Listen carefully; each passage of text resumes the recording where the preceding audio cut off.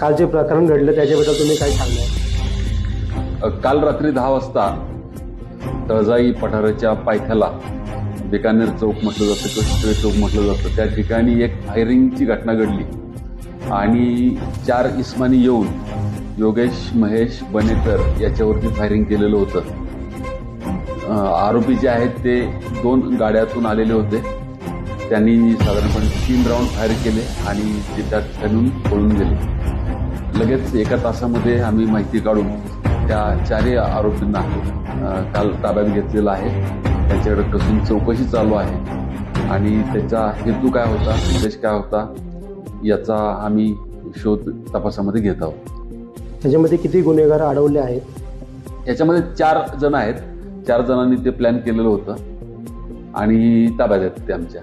Sir, घटना वारंवार सहकार नगरमध्येच का होते? ह्याच्या आधी पण एक मर्डर सहकार नगरमध्येच झालं, म्हणजे असं सांगता येऊ शकतं का सहकार नगर हे प्राईम लोकेशन झालं तर गुन्हेगारीसाठी? नाही, तसं म्हणता येणार नाही.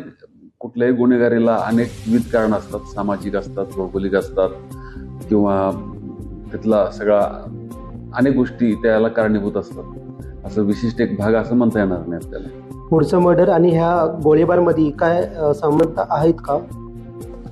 प्रश्न नाही समजला. हो, ह्याच्या आधी जे मर्डर झालता आणि आता जे फायरिंग झाली त्याच्यामध्ये काय संबंध आहे? काही संबंध नाहीये.